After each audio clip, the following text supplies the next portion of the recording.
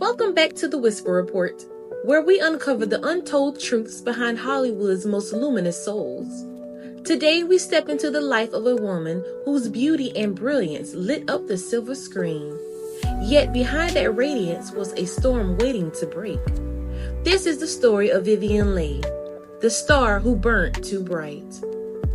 Welcome to the Whisper Report, where we explore the untold, the misunderstood, and the silent voices of history and fame. This channel shares emotionally driven storytelling based on publicly available sources and documented history.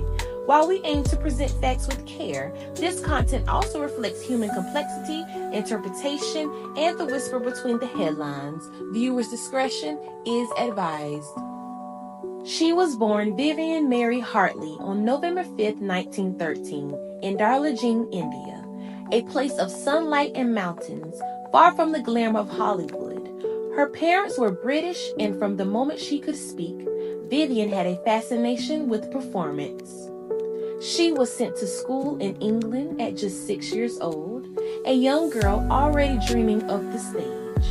Her education was polished, convenient schools, finishing lessons, and a voice that carried elegance long before the fame. After years of study, Vivien pursued acting at the Royal Academy of Dramatic Art in London. It wasn't long before she began landing small theater roles and the audiences noticed her. There was something magnetic about her presence, a delicate beauty mixed with fiery ambition. By the mid-1930s, Vivien Leigh was no longer a hopeful actress.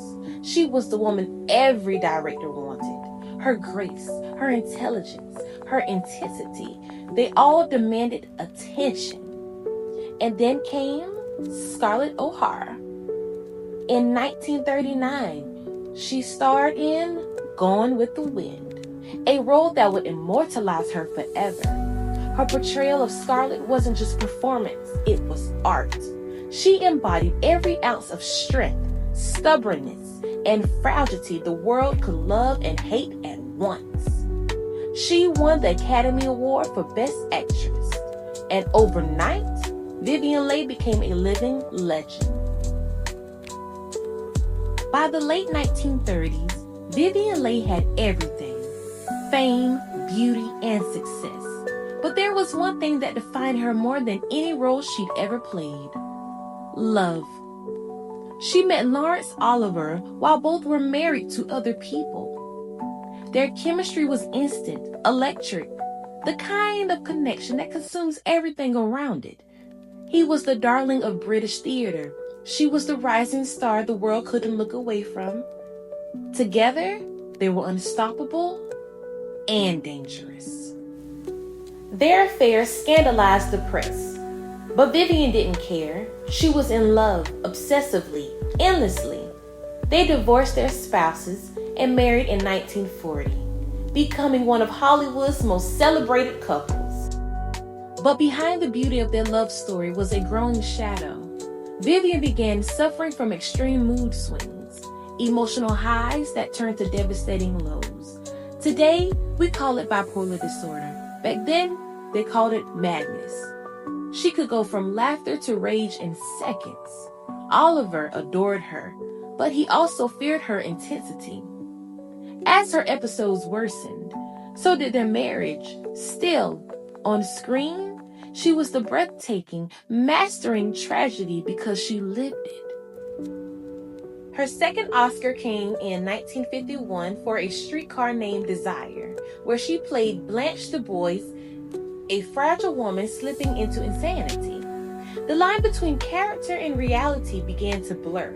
Vivien once said, "I've played Blanche for so long, I feel her madness creeping into my bones." The applause continued, but Vivien's world was collapsing. Oliver began to drift away, unable to handle the chaos of her illness. Fame, once her escape, became her prison. The woman who embodied Hollywood's perfection was fighting a silent, invisible war. By the 1950s, Vivien Leigh's brilliance still lit the screen, but behind the camera, her world had dimmed. Her mental health had worsened. The woman who once dazzled audiences was now trapped in cycles of depression, exhaustion, and erratic behavior.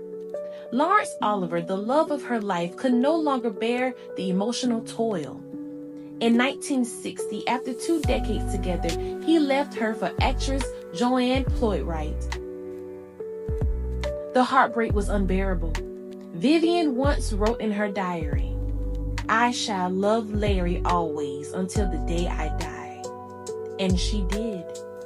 She continued to act, refusing to let her illness define her. But every role seemed to mirror her pain. Her beauty was still undeniable, but it carried sadness now, something fragile and ghostly. She found comfort in friendships, in her work, but her health, both mental and physical, continued to fail her. Vivien battled tuberculosis for years, her body growing weaker with time. On July 8, 1967, Vivien Leigh was found in her London home. She was just 53 years old.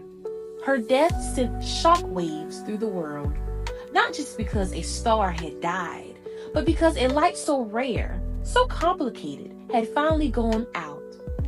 Even Lawrence Oliver, remarried and distant, rushed to her home in tears.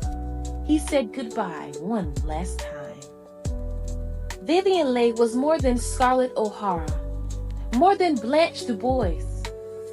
She was a woman who gave the world beauty while fighting her own storm. A reminder that even the brightest stars sometimes fade too soon. This has been the Whisper Report, where we remember the voices the world tried to silence. If her story touched you, don't forget to like, share, and subscribe for more untold Hollywood tales. Thank you.